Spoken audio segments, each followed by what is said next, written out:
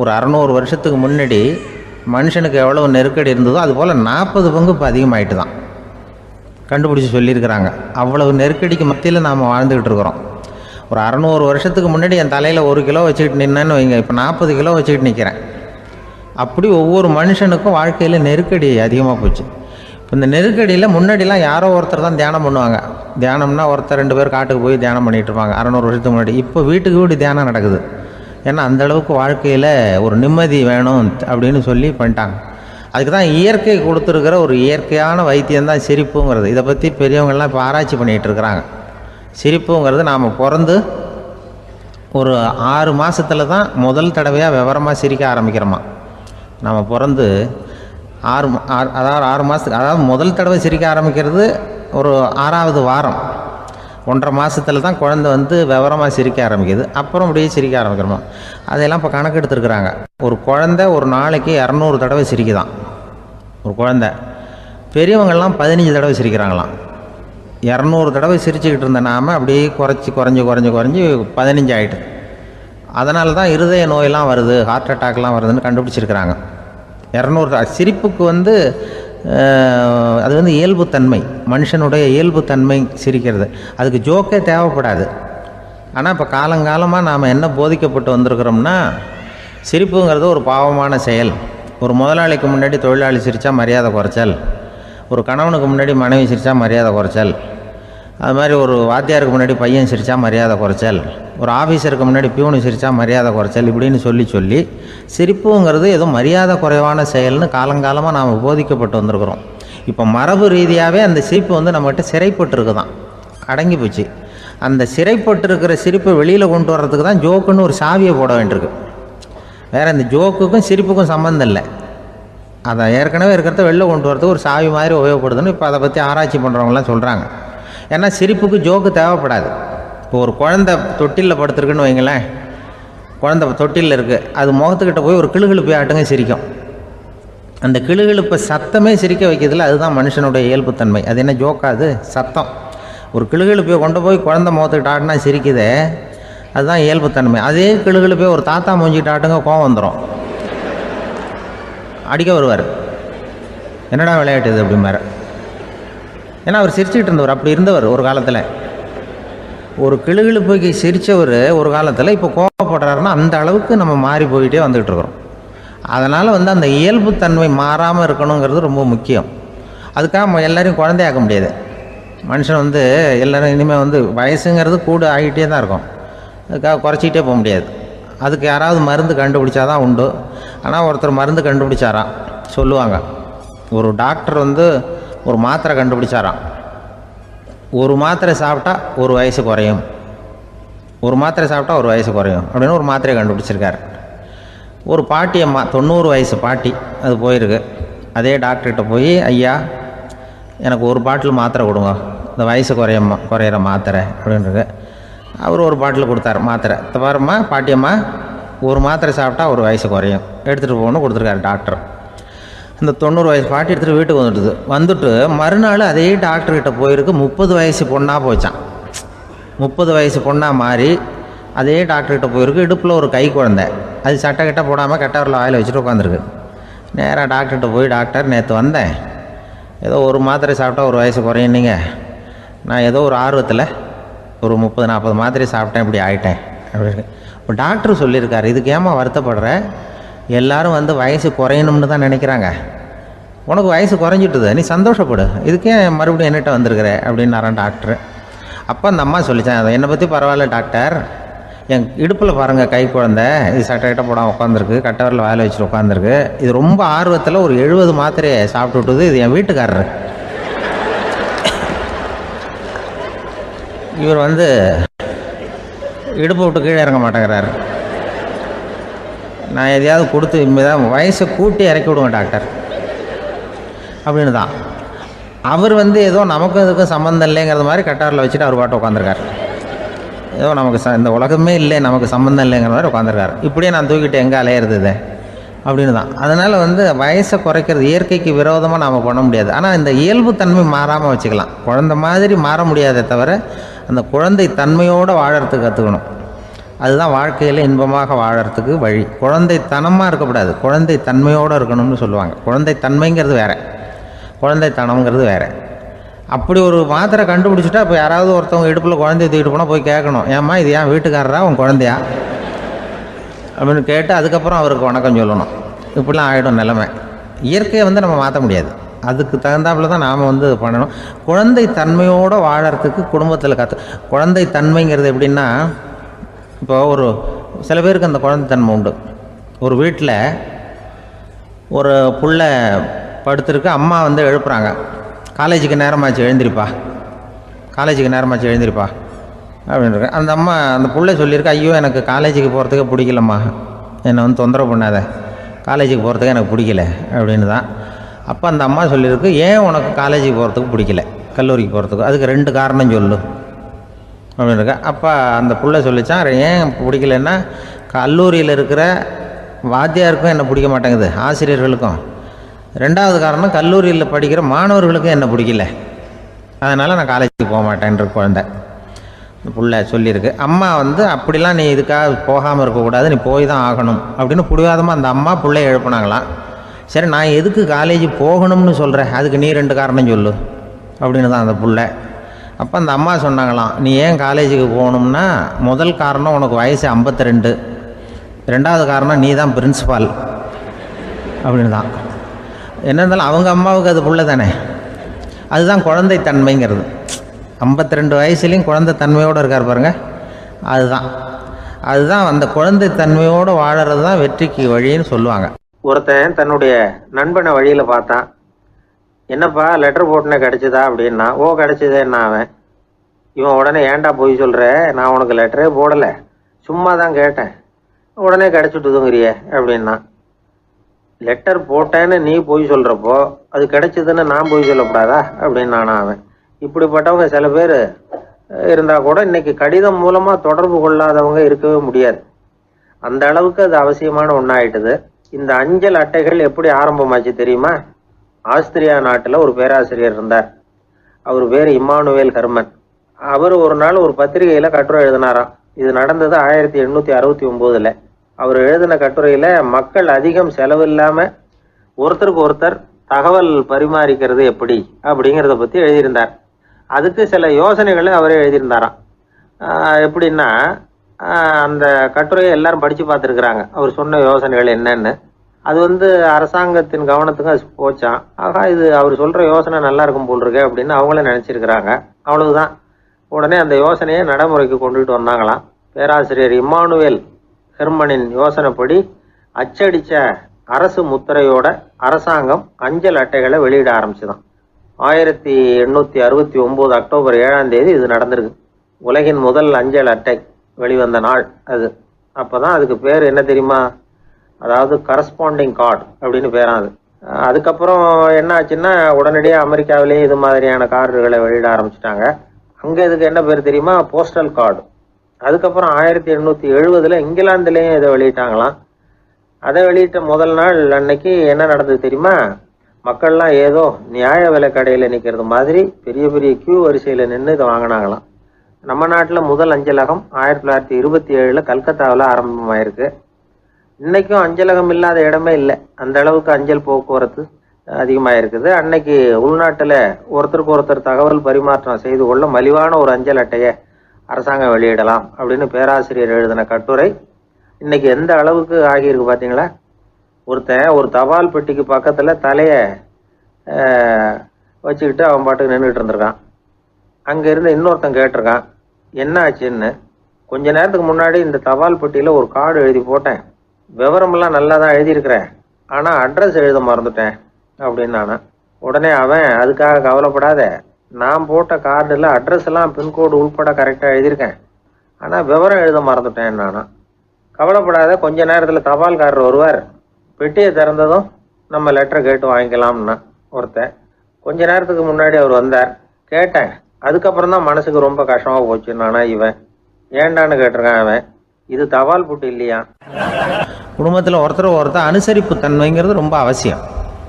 கணவன் மனைவின்னா அனுசரித்து போகணும்னு சொல்லுவாங்க. அதாவது ஒரு கணவன் அதுக்காக தான் அந்த காலத்துலலாம் ஒரு வீட்டுக்கு வந்து மாப்பிள்ளை தேடுறதுங்கிறது ஒரு பெரிய குடும்பத்தை நிர்வகிக்கிற அளவுக்கு ஒரு கணவனாக வரக்கூடிய எப்படி இருக்கணும் அப்படின்னா, அந்த காலத்தில் புலி வேட்டைக்கு போகணும்.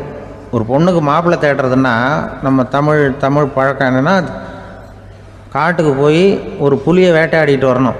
அந்த புலி பல்லு அல்லது நகத்தை கொண்டுட்டு வரணும் அந்த இளைஞன். அதை வந்து வீட்டில் கொடுப்பான். அதை தான் கட்டி அதை வந்து இதாக கட்டுவாங்க, மாலையாக போடுவாங்க, தாலியாக கட்டுவாங்க. அதாவது வீரம் இருக்கா பையனுக்குன்னு பார்ப்பாங்க. ஒரு பொண்ணு வேணும்னா நீ முதல்ல வீட்டுக்கு பொண்ணு கேட்க போகக்கூடாது, காட்டுக்கு போகணும். போய் புளியை கொண்டு வா, அதுக்கப்புறம் தான் உனக்கு பொண்ணு அப்படின்னு சொல்லுவாங்க. இப்போவெல்லாம் ஏன் போகிறது இல்லைன்னா, இப்போலாம் ஒருத்தனை வந்து காட்டுக்கு போய் புலிப்பல் கொண்டு வரனா புலி தான் மாப்பிள்ளையாக வரும். அதனால தான் இப்போ போகிறதில்ல யாரும் காட்டுக்கு. அப்போ வந்து பெண்களும் வந்து ரொம்ப வீரமாக இருந்தாங்க. பெண்கள் மூலம் அந்த காலத்தில் எப்படின்னா, முறத்தாலேயே புலியை துரத்துவாங்களாம். நம்ம பழைய பாட்டிலெல்லாம் பார்த்துருப்பீங்க, முறத்தால் புலியை விரட்டினாங்கன்னு வரும் பழைய பாட்டு. ஒரு அந்த அளவுக்கு பெண்களுக்கு வீரம். இப்போ கல்யாணம் ஆகி இந்த காலத்தில் ஒரு கணவனை வந்து விரட்டிட்டு வந்தாங்களாம் முறத்தை எடுத்துக்கிட்டு. ஒரு மனைவி அவன் பயந்துட்டு வெளில ஓடி வரான், பின்னாடி முறத்தை எடுத்துகிட்டு அந்த அம்மா ஓடி வருது. இவனை தனியாக பிடிச்சி கொண்டு போய், என்னப்பா இந்த மனைவிட்டு இப்படி பயந்து ஓடி வரையே, முறத்தால் துரத்துறா இப்படி வரையே அப்படின்னு தான் அவன் அப்படியே தடுமாறிக்கிட்டு, அதெல்லாம் ஒன்றும் இல்லை, அவன் என்னை புலியாக நினைக்கிறா அப்படின்னு ஒரு பெருமையாக சொல்லிட்டானான். அந்த காலத்தில் புலியை தான் முறத்தால் விரட்டினாங்க, இப்போ புருஷனை விரட்டுறாங்க அப்படின்னு சொல்லி. அப்படி அந்த காலத்தில் வந்து கணவனுக்கு ஒரு குடும்பத்தை நிர்வகிக்கிற திறமை இருக்கா, உடல் வலிமை தான் முக்கியம். இப்போ கூட மதுரை பக்கத்தில் ஐயாவுக்கு தெரியும், அந்த இளவட்டக்கல்லுன்னு ஒரு ஊருக்கு ஊர் எல்லையில் கிடக்கும். ஊர் எல்லையில் ஒரு பெரிய கல் கிடக்கும். அந்த ஊருக்கு பொண்ணு கேட்க போகிறவங்க அந்த கல்லை தலைக்கு மேலே தூக்கி காட்டணும். அப்படியே தூக்கி தலைக்கு மேலே வசதி கீழே போடணும். அந்த வலு இருந்தால் தான் நீங்கள் அந்த ஊருக்குள்ளேயே போகலாம், பொண்ணு கேட்குறதுக்கு போகலாம். இல்லைன்னா நீ திரும்பி போக வேண்டியதான். அந்த வலிமை இருக்கா மாப்பிள்ளைன்னு பார்க்குறாங்க. இளவட்டக்கல்லுன்னு பேர். அப்போ என்ன பண்ணாங்கன்னா, ஒரு 1000 வருஷத்துக்கு முன்னாடி அந்த கல்லை தலைக்கு மேலே தூக்கி கீழே போடுவாங்களாம். ஒரு 500 வருஷத்துக்கு முன்னாடி அப்படி கொஞ்சம் தூரம் இடுப்பு அளவுக்கு தூக்கி கீழே போட்டுக்கிட்டு இருந்துருக்குறாங்க. அதுக்கப்புறம் ஒரு 100 வருஷத்துக்கு முன்னாடியெல்லாம் அப்படி முழங்கால் அளவுக்கு அப்படி தூக்கி போட்டால் போகிறோம்னு வச்சுருந்தாங்களாம். இப்போ நான் அந்த ஊருக்கு என் கூட பழனிசாமின்னு ஒருத்தர் இருக்கார். அவர் போய், உனக்கு எப்படிப்பா இந்த ஊரில் கல்யாணம் ஆச்சு அப்படின்னா, இப்போலாம் நாங்கள் தொட்டு கும்பிட்டா போகிறோம், அதை அசைக்கிறது கூட இல்லை. அப்படி ஆகிட்டுது. ஒரு குடும்பத்தை கணவனாக வரப்போகிறவனுக்கான தகுதி அந்த காலத்தில் அப்படி இருந்துதான். அப்படி வந்து கணவன் வந்து தேர்ந்தெடுக்கிறது, குடும்பத் தலைவனை தேர்ந்தெடுக்கிறது ஒரு பெரிய காரியம். ஒரு பெரிய செல்வந்தர் போட்டி வச்சாராம். ஒரு நீச்சல் குளம், அதில் யார் வேணாலும் குதித்து அந்த பக்கம் போய் கரையேறலாம். அந்த நீச்சல் குளத்தில் விஷப்பாம்புலாம் கிடக்கு. யார் துணிஞ்சி அந்த விஷப்பாம்பு இருக்கிற குளத்தில் குதித்து அந்த பக்கம் போய் கரையேறானோ அவனுக்கு ஒரு 100 ஏக்கர் நிலம் கொடுப்பேன். அது வேண்டான்னா ஒரு 1000 ஆடு கொடுப்பேன். அதுவும் வேண்டான்னா என் பொண்ணை கொடுப்பேன் அப்படின்னு போட்டி வச்சார். அதான் மாப்பிள்ளையை தேர்ந்தெடுக்கிறதுக்கு அவர் ஒரு வழி, நீச்சல் குளத்தில் குதித்து கரையேறணும். இப்போ அந்த ஊரில் இருக்கிற இளைஞர்கள்லாம் வந்து பார்க்குறாங்க அந்த குளத்தில் குதிக்கணும்னு. ஆனால் குளத்தில் ஒரே விஷப்பாம்புலாம் கிடக்கு. இது என்ன பண்ணுறதுன்னு பார்த்தா யாருமே குதிக்கிறதுக்கு தைரியம் வரல. திடீர்னு ஒருத்தன் துணிஞ்சு குதித்தான். படபடன்னு அடிச்சுட்டு போய் அந்த பக்கம் கரையேறிட்டான். கரையேறின உடனே பரவாயில்லையே ஒரு ஆள் வந்துட்டான்னு சொல்லி அவனை அந்த இளைஞனை போய் பிடிச்சிட்டு வந்தாங்க. அந்த பெரியவர் கேட்டார், ஏப்பா இவ்வளவு பெரிய விஷப்பாம்பெல்லாம் கிடக்கிற நீச்சல் குளத்தில் நீ துணிஞ்சு குதித்து கரையேறி இருக்கிற, உனக்கு என்ன 1000 ஏக்கர் நிலம் கொடுத்துறவா, 100 ஏக்கர் நிலம் கொடுக்கவா சொல்கிறப்படி அப்படின்னா, வேண்டாம் சார்ன்றான்.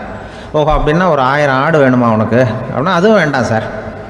ஓ அப்படின்னா என் பொண்ணு வேணுமா அப்படின்னா, அதுவும் வேண்டாம் சாருங்கிறான்.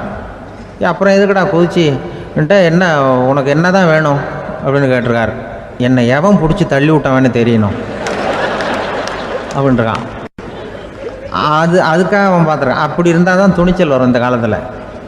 எதுக்கு இவ்வளவு சங்கடம்லாம் வச்சாங்கன்னா, ஒரு குடும்பத்துக்கு தலைவராக வர வேண்டிய ஒரு ஆள், கணவனாக இருக்க வேண்டியவனுக்கு துணிச்சல் இருக்கா, தைரியம் இருக்கா அப்படிங்கிறது பார்க்குறதுக்காக இப்படிப்பட்ட தேர்வு முறைகள்லாம் வச்சுருந்தாங்க அந்த காலத்துலலாம்.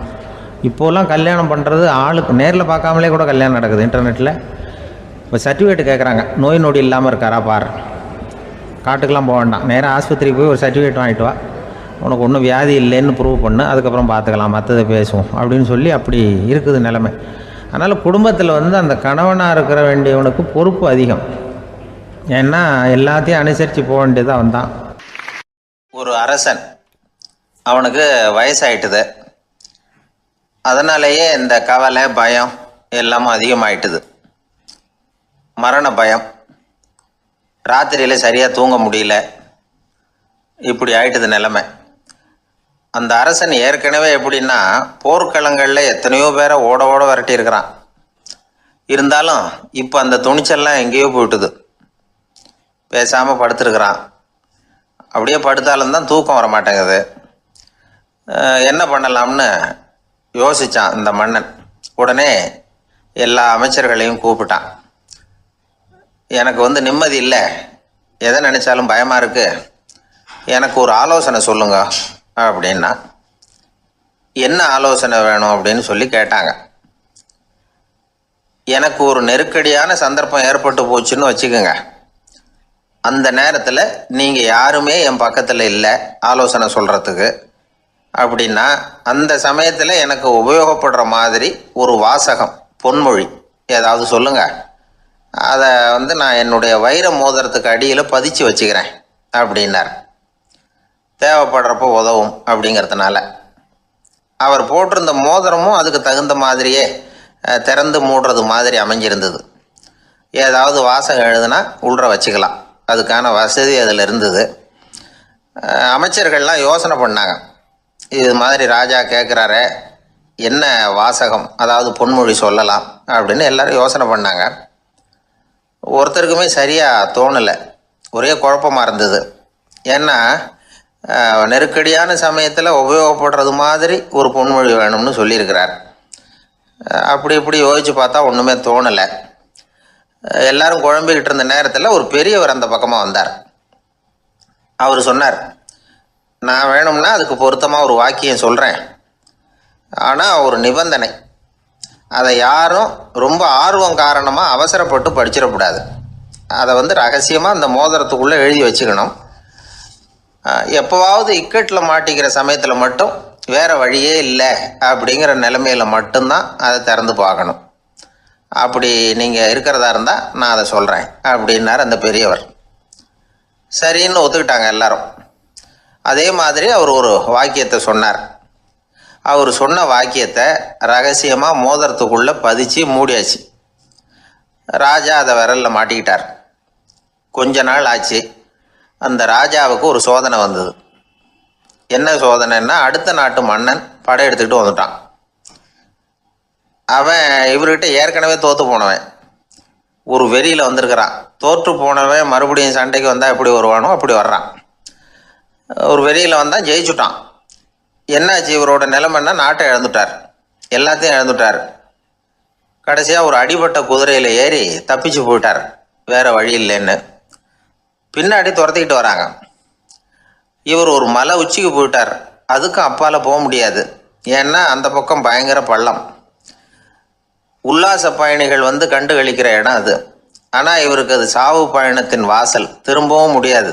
அவ்வளவு குறுகிய பாதை அது, வேறு வழியே இல்லை. இந்த நேரம் சூரிய ஒளி மோதிரத்தில் பட்டு மின்னிச்சு. உடனே இவருக்கு ஞாபகம் வந்தது. மோதிரத்தை திறந்து படிக்கிறார். அதில் இருந்த வாசகம், இந்த நிலையும் மாறிவிடும், this too will pass away. அவருக்கு ஒரு தைரியம் வந்தது. பின்னாடி வந்தவங்களும் திசை மாறி வேறு எங்கேயோ தேடி போயிட்டாங்க. அவங்க விரட்டிக்கிட்டு வரலன்னா இவ்வளவு அழகான ஒரு இடம் இருக்கிறதே எனக்கு தெரியாமல் போயிருக்குமேன்னு நினச்சார். இவ்வளவு அழகை ரசிக்கிறதுக்காக ஒரு நாட்டையே கூட இழக்கலாம்னு தோணுச்சு அவருக்கு. அமைதியாக அந்த அழகை ரசித்தார். எதிரிகள்லாம் எங்கேயோ போயிட்டாங்க. மன்னர் நாடு திரும்பினார். மறுபடியும் படைகளை திரட்டினார். கொஞ்ச நாளில் படை எடுத்துக்கிட்டு போனார். யாருக்கிட்ட தோற்று போனாரோ அவரையே வெற்றி கண்டு திரும்பி வர்றார். வரவேற்பு விழா பிரமாவப்படுது. ஆடல் பாடல் கோலாகலம். இதை பார்த்ததும் அந்த ராஜாவுக்கு தலைகால புரியல. நம்மளை இனிமேல் யாராலையும் ஜெயிக்க முடியாதுன்னு நினச்சார். அகம்பாவம் லேசாக எட்டி பார்த்தது. இப்போ மறுபடியும் சூரிய ஒளிப்பட்டு மோதிரம் மின்னிச்சு. அதை திறந்து மறுபடியும் படிக்கிறார். இந்த நிலைமையும் மாறிவிடும், this too will pass away. அவ்வளவுதான். அவர் மனசு அடங்க ஆரம்பிச்சுட்டுது, ஆணவம் போயிட்டுது. இதிலேருந்து நாம் தெரிஞ்சுக்க வேண்டியது என்னென்னா, எந்த சூழ்நிலையிலையும் நாம் கவலைப்பட வேண்டியதில்லை. ஏன்னா இங்கே எதுவுமே நிரந்தரம் இல்லை. அந்த ராஜா மாதிரியே நம்ம ஆள் ஒருத்தன் ஒரு மோதிரம் போட்டிருந்தான், அதுக்குள்ளே அவன் எழுதி வச்சுருந்த வாசகம் எதுக்கும் கவலைப்படாதே அப்படிங்கிறது தான். ஒரு நாள் பயங்கரமான கவலையோடு உட்காந்துருந்தான். பக்கத்தில் இருந்தவங்க சொன்னாங்க, இது மாதிரி சந்தர்ப்பத்தில் தான் நீ உன் மோதிரத்தை திறந்து பார்க்கணும்னாங்க. இவனுக்கு கவலையோடு எரிச்சலும் சேர்ந்துக்கிட்டது. அது எப்படி முடியும், இப்போ திருட்டு போனது என்னோட அந்த மோதிரம் தானே அப்படின்னு சொல்லிவிட்டு தலையில் கை வச்சுட்டு உட்காந்துட்டான். இப்படிலாம் சொல்கிறது உண்டு. இருந்தாலும் நாம் எந்த சூழ்நிலையிலையும் கவலைப்பட வேண்டியதில்லை அப்படிங்கிற உண்மையை புரிஞ்சுக்கணும். அப்படி கவலையை வெல்றதுக்கான வழி தெரிஞ்சுட்டதுன்னா வாழ்க்கையில் வெற்றி நிச்சயம். இந்த உலகத்தில் எத்தனை வகையான மனிதர்கள் இருக்கிறாங்க, ஒவ்வொரு மனிதனுமே ஒவ்வொரு வகை அப்படிங்கிறாங்க விஞ்ஞானிகள். மனிதர்களை 3 வகையாக பிரிக்கலாம் அப்படின்னு சொல்கிறாங்க மெய்ஞானிகள். இவங்களை பற்றிலாம் ஏற்கனவே நாம் பேசியிருக்கிறோம். இப்போ டாக்டர் எட்வர்டு பேட்ச் அப்படிங்கிற நிபுணர் என்ன சொல்கிறார் தெரியுமா? மனிதர்களை 7 வகையாக பிரிக்கலாம்ங்கிறார். மனிதர்களின் மனநிலை அடிப்படையில் அவங்கள 7 விதமாக வகைப்படுத்துகிறார் அவர். சரி, அது என்ன 7 வகை? முதல் வகை என்னன்னா பயந்த குணம் உள்ளவங்க. சார் ரொம்ப பயந்த சுபாவம், வீட்டில் கூட வாயே திறக்க மாட்டார், சாப்பிட போகிறப்ப மட்டும்தான் கொஞ்சம் வாயை திறப்பார், அப்புறம் மூடிக்குவார் அப்படின்னு சில பேரை பற்றி நாம் பேசிக்கிறது உண்டு. இவங்கெல்லாம் இந்த வகை, அதாவது பயந்த குணம் உள்ளவர்கள் அப்படிங்கிற முதல் வகை. சரி, 2வது வகை என்னன்னா சஞ்சலப்படுகிறவர்கள், எதுக்கு எடுத்தாலும் கலக்கம், குழப்பம், இப்படியே காலம் தள்ளிட்டு இருப்பாங்க. பல பேர் பார்த்துருப்பீங்க. அவங்கெல்லாம் இந்த வகை. 3வது வகை என்னன்னா யதார்த்த உலகை மறந்து கற்பனை உலகத்திலேயே மிதக்கிறவங்க. இளைஞர்கள், கவிஞர்கள், இப்படி பல பேர் இருக்கிறாங்க. எப்போ பார்த்தாலும் கற்பனை உலகத்திலேயே மிதந்துக்கிட்டு இருப்பாங்க. கிட்டத்தில் போய் என்னங்க ஒரு மாதிரியாக இருக்கிறீங்க அப்படின்னு கேட்டு பாருங்க, அவங்களெல்லாம் ஏதோ ஒரு அற்ப புழுவை பார்க்குறது மாதிரி அவங்கள பார்ப்பாங்க. அதுவும் அந்த வானத்து நிலாவை பாருங்கள், அது என்னை வா வான்னு கூப்பிடுது, எனக்கு சீக்கிரத்தில் ஒரு நாள் சிறகுகள் முளைக்கும், சிறகடித்து வானத்தில் பறந்து போவேன், அந்த செல்ல நிலாவை கொஞ்சிவிட்டு வருவேன், இப்படிலாம் பேசிகிட்டு இருப்பாங்க. கொஞ்சிறது அப்புறம் இருக்கட்டும், இப்போ கஞ்சிக்கு வழியே பாருப்பா அப்படின்னா அதை காதில் வாங்க மாட்டாங்க. நாம் ஏதோ இந்த உலகத்தை அனுபவிக்க தெரியாதவர்கள் மாதிரி நம்மளை அவங்க கவனிப்பாங்க. இப்படி ஒரு ரகம். 4வது வகை மனிதர்கள் எப்படின்னா, இவங்க தனிமை உணர்வு மிக்கவர்கள். இவங்க மற்றவங்களோட இயல்பாக நெருங்கி பழகிறதில்ல, தான் உண்டு தன்னுடைய வேலை உண்டுன்னு இருந்துட்டு போகிறவங்க. அடுத்த வீட்டில் இருக்கிறவர் யார் அப்படின்னு கேட்டால் கூட அடுத்த வீடுன்னு ஒன்று இருக்கா அப்படிங்கிறது மாதிரி நம்ம முகத்தை பார்ப்பாங்க. அவங்ககிட்ட மேற்கொண்டு நாம் என்னத்தை பேச முடியும்? இப்படி ஒரு வகை. 5வது வகை மனிதர்கள் எப்படின்னா, இவங்க மற்றவங்க செல்வாக்குக்கு உட்பட மறுப்பவர்கள். அடுத்தவங்களோட செல்வாக்குக்கு இவங்க ஆட்படுறதில்ல. நான் யார் தெரியுமான்னு கேட்டால் அதை தெரிஞ்சுட்டு எனக்கு என்ன ஆக போகுதும்பாங்க. இவங்கெல்லாம் அந்த ரகம். 6வது வகை மனிதர்கள் எப்பவும் எதுலேயும் பற்று இல்லாமல் இருக்கிறவங்க. இது ஒரு துறவு மனப்பான்மை. இயல்பாகவே சில பேர் இப்படி உண்டு, அவங்களுக்கு எதுலேயும் ஒரு ஈடுபாடு இருக்காது. அப்படிப்பட்டவங்கெல்லாம் 6வது வகை. 7வது வகை மனிதர்கள் மற்றவங்க கவலையை தன்னுடையதாக ஆக்கிக்கிட்டு கவலைப்படுறவங்க. இவங்கெல்லாம் மகாத்மாக்கள். தாம் வேறு அடுத்தவங்க வேறு அப்படிங்கிற எண்ணம் இவங்களுக்கு வர்றதில்லை. அதனால் அடுத்தவங்களுக்கு ஒரு துன்பம் வந்ததுன்னா இவங்களால சும்மா இருக்க முடியறதில்ல. ஆகக்கூடி இப்படி 7 விதமான மனிதர்களை அடையாளம் காட்டுறார் அந்த நிபுணர். இதில் நாம் எந்த வகையில் வர்றோம் அப்படிங்கிறத நாம் தான் அடையாளம் கண்டுபிடிக்கணும். எனக்கு தெரிஞ்ச ஒரு மனிதர் உண்டு. அவர் ஒரு வித்தியாசமான வகை. எதையும் நடைமுறை சாத்தியமாக சிந்திக்கிறவர். எப்பவும் அடுத்தவங்களும் நல்லா இருக்கணும், நாமும் நல்லா இருக்கணும் அப்படின்னு ஆசைப்படுறவர். அவருக்கு ஒரு சமயம் திடீர்னு உடம்பு சுகம் இல்லாமல் போயிட்டுது. டாக்டர்கிட்ட போனார், பணம் கொடுத்தார், வைத்தியம் பார்த்துக்கிட்டார். அவர் எழுதி கொடுத்த மருந்து சீட்டை வாங்கினார். ஒரு மருந்து கடைக்கு போனார், பணம் கொடுத்தார், மருந்து வாங்கினார். அதை எடுத்துகிட்டு வீட்டுக்கு வந்தார். அதுக்கப்புறம் அந்த மருந்து அவர் சாப்பிடணும்ல, சாப்பிடவே இல்லை, அப்படியே சும்மா வச்சுட்டார். அவரை பார்த்து கேட்டேன், ஏன் சார் இப்படி பண்ணுறீங்க, வீண் செலவு தானே இது, நீங்கள் ஏன் டாக்டர்கிட்ட போய் பணம் செலவு பண்ணுனீங்கன்னு கேட்டேன். அவர் சொன்னார், டாக்டர் வாழணும் இல்லையா, அதனால தான் அப்படின்னார். சரி, அப்புறம் ஏன் மருந்து வாங்கினீங்க அப்படின்னு கேட்டேன். மருந்து கடைக்காரர் வாழணும் இல்லையா, அதனால தான் அப்படின்னார். சரி, அப்புறம் ஏன் வாங்கின மருந்து சாப்பிடாம வச்சுட்டீங்க அப்படின்னதுக்கு, நான் வாழணும் இல்லையா அதனால தான் அப்படின்னார். இவர் வாழ்க்கையை புரிஞ்சுக்கிட்டவர். இப்படி வாழ்க்கையை புரிந்து கொண்டு வாழ தெரிஞ்சுக்கணும். எந்த வகை மனிதர் நாம் அப்படிங்கிறத புரிஞ்சுக்கிட்டு வாழ்ந்தோம்னா வாழ்க்கையில் வெற்றி நிச்சயம். இதில் ஒரு பெரிய நீதிபதி இருந்தார், சென்னையில். உண்மையாக நடந்தது. சென்னையில் ரொம்ப காலத்துக்கு முன்னாடி, காந்தி இருந்த காலத்தில் சென்னையில் ஒரு நீதிபதி. அவர் ஒரு நாள் நீதி கோர்ட்லாம் விட்டு ரொம்ப கஷ்டப்பட்டு ராத்திரி சும்மா போய் உடனே வீட்டுக்கு வரல. கோர்ட்டினுடைய நடவடிக்கை முடிஞ்சு வீட்டுக்கு வராமல் போய் எங்கெங்கேயோ போய் சுற்றிவிட்டு அந்த நண்பர்களோடு அப்படி உல்லாசமாக அப்படி கொண்டாடிவிட்டு ராத்திரி ராத்திரிக்கு வந்திருக்கிறாரு வீட்டுக்கு 1 மணிக்கு. அப்போ அந்த வயசான அம்மா வாசல்லையே காத்துக்கிட்டு இருக்கு. உள்ளே போச்சு நீதிபதி இன்னும் வந்து சேரலேன்னு வாசல்லே நின்றுட்டு இருந்துதான். அப்போ அது வந்த உடனே பலார்னு அரைஞ்சி விட்டாங்களாம் அந்த அம்மா. ஏன்டா அவ்வளோ தூரம் எங்கே போனேன்? என்ன தான் நீதிபதியாக இருந்தாலும் அவங்களுக்கு உள்ள தானே. பலார்னு அரைஞ்சி விட்டாங்க. உடனே அவர் கலங்கி போய் அழுதாராம். மறுநாள் கேட்டிருக்காங்க அந்த பக்கத்தில் இருந்தவங்க, ஏன் நீ வந்து பெரிய நீதிபதி, பெரிய பதவியில் இருக்க, அதனால் உன்னை உங்கள் அம்மா அடிச்சிட்டாங்கன்னு அழுதியா அப்படின்னு கேட்டாங்களாம். அப்போ அவர் சொன்னாராம் நீதிபதி, இல்லை நான் வந்து இது மாதிரி எங்கள் அம்மாக்கிட்ட அடிக்கடி அடி வாங்குவேன். எப்போதும் அவங்க அடிக்கிற அடி பலமாக விழும். இப்போ அவங்க அடித்தது எனக்கு வலிக்கவே இல்லை. அந்த அளவுக்கு அவங்களுக்கு வயசாகிட்டுதே, பலம் குறைஞ்சிட்டுதேன்னு நினச்சி அழுதேன் அப்படின்னு இருக்காராம். அதுதான் புள்ள அம்மா பேரில் உள்ள பாசங்கிறது. இதே போல் நான் சொன்னது மாதிரி முன்னாடி இவர் ஒரு இறைநேச செல்வர் ஒருத்தர் இருந்தார். ஒரு அம்மா வந்து எனக்கு அப்பா தண்ணி கொடுப்பா அப்படின்றது படுக்கையில் இருந்த அம்மா. இவர் ஏதோ படிச்சுக்கிட்டு இருந்தவர், ஒரு சின்ன இளைஞர் உடனே ஓடி போய் ஒரு குவளையில் தண்ணி எடுத்துகிட்டு போய் அம்மாவுக்கு முன்னாடி நிற்கிறார். முன்ன அந்த அம்மா அதுக்குள்ளே தூங்கி போச்சு. இவர் அந்த தண்ணியை வச்சுக்கிட்டு அவர் பாட்டு நிற்கிறார். விடிஞ்சு போச்சு. விடிகிற சமயத்தில் அந்த அம்மா முடிச்சு பார்க்குது, பையன் தண்ணியோட கையில் வச்சுட்டு நிற்கிறார். ஏம்மா என்னப்பா நீ ராத்திரி பூரா தண்ணியோடு நின்றுட்டு இருக்கிறியா எனக்கா அப்படின்னு. அப்பா அவர் சொன்னாராம், ஆமாம்மா ராத்திரி தண்ணி தாகமாக இருக்குன்னு கேட்டிங்க, உடனே தண்ணி கொண்டு வந்துட்டேன். ஓடி வந்து பார்க்கும்பொழுது நீங்கள் தூங்கிக்கிட்டு இருந்தீங்க. தூங்கிட்டு இருக்கும்பொழுது உங்களை எழுப்ப வேண்டாம், தூக்கத்தை கெடுக்க வேண்டாம்னு நான் நினச்சேன், அதனால் எழுப்பலை. தூக்கம் முழிக்கிற சமயத்தில் உடனே தாகமாக இருக்கும், தண்ணி குடிக்கணும்னு ஆசைப்படுவீங்க, அதனால் தண்ணியை பக்கத்துலேயே வச்சுட்டு நிற்கிறேன் அப்படின்னு அந்த இளைஞர் சொன்னாராம். அப்படியே கட்டி பிடிச்சிட்டு நீ பிற்காலத்தில் பெரிய அறிஞராக வருவேன்னு சொல்லி அந்த அம்மா வரணும்னு சொல்லி இறைவனை வேண்டாங்களாம். அவர் தான் இஸ்லாமிய மார்க்கத்தில், தீன் மார்க்கத்தில் பெரிய ஆளானது. அதாவது ஷர்புதீன் யாஹ்யான்னு ஒருத்தர், அவர் பெரிய இஸ்லாமிய பேரறிஞராக வந்தார். இப்படி அம்மா பேரில் பாசமாக உள்ளவங்களாம் இருந்தாங்க நிறையா. அப்படி அந்த குடும்பத்தில் வந்து அந்த பாசம் நேசம் எவ்வளவு இருக்கோ அவ்வளவுக்கு அவர்கள் உயர்வார்கள்ங்கிறது தான் நம்முடைய பெரிய இதெல்லாம் பெரியவங்கள்லாம் சொல்லியிருக்கிறது அதுதான். அதனால தான் அந்த கணவனுடைய பங்கு என்ன, மனைவியினுடைய பங்கு என்ன, பிள்ளைகளுடைய பங்கு என்னங்கிறத பற்றி ரொம்ப விவரமாக சொல்கிறதுக்காக தான் அதை பற்றி நாம் சிந்திக்க வேண்டிய நேரம் இதுங்கிறதுனால தான். கணவனுக்கு வந்து இது வந்துடக்கூடாது, அதாவது கோபம் வரக்கூடாது, நிதானம் வேணும் அப்படின்லாம் சொல்லுவாங்க. நிதானம், கணவன் வந்து கோபப்படக்கூடாதுமா. அதுக்கு நாங்கள் மனுஷனுக்கு சினம் தவிர்த்தல்னு பயிற்சியெல்லாம் கொடுக்குறாங்க. இப்போது மனுஷன் கோபப்படாமல் இருக்கணும், போகணும் வரணும், அதுக்கு சொல்லுவோம் நாங்கள். சும்மா கதை ரூபமாக சொல்கிறது. அங்கே வேதாத்திரி மகரிஷின்னு இருக்கார், அவர் இதில் வந்து சினம் தவிர்த்தல்னு பயிற்சியை கொடுப்பாங்க. குடும்ப தலைவர்கள் பெரியவங்கள்லாம் வந்து அந்த பயிற்சியை எடுத்துக்கணும். என்னை கூப்பிட்டாங்க ஒரு தரம், சினம் தவிர்த்தல்னு ஒரு பயிற்சி கொடுக்குறோம், அதில் நீ வந்து பேசுன்னாங்க. நான் சொன்னேன், நான் பயிற்சிக்கு வேணா வரேன், என்னை பேச வேண்டாம் சார், நான் வந்து பயிற்சி கற்றுக்கிறேன்னு. இல்லை நீ அதெல்லாம் பயிற்சி நாங்கள் கொடுக்குறோம், நீ உனக்கு என்ன தெரியுமோ சொல்லு, மனுஷன் கோவப்படாமல் இருக்கணும், அதுக்கு ஏதாவது வழி சொல்லிட்டு போ அப்படின்னு கூப்பிட்டாங்க. சரின்ட்டு போனேன். போய் அங்கே போய் நான் சொன்னேன், இது மாதிரி எனக்கு தெரிஞ்சது ஒரு கதை மாதிரி சொன்னேன்.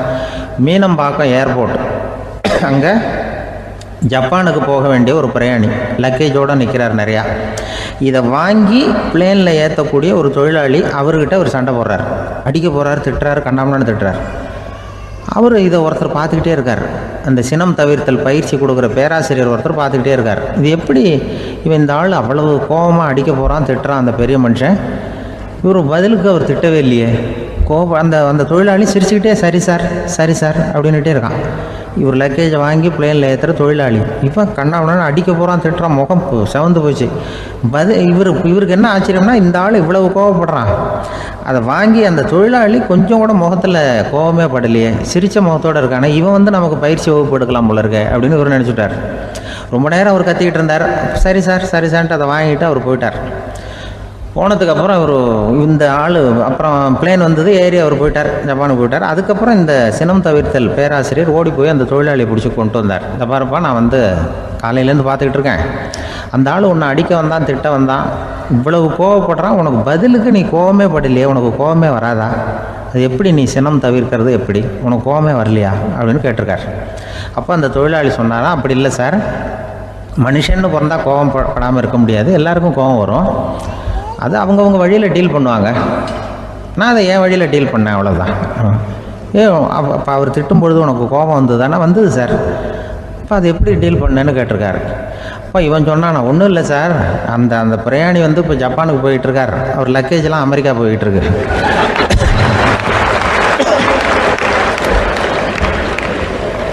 இதுக்கு நாம் எதுக்கு சார் அனாவசியமாக அவன்கிட்ட போய் சண்டை போட்டுக்கிட்டேன்? அப்படி மாற்றி ஏற்றி விட்டா அவன் போய் பார்த்துக்கிறான் எங்கேயாவது. அதுதான் நான் சினம் தவிர்க்கிற வழி அப்படின்னு சொன்னாரான். உடனே இதை தான் எனக்கு தெரிஞ்சது கோபம் வராமல் இருக்கிறதுன்னு அங்கே பேசினேன் அந்த கூட்டத்தில்.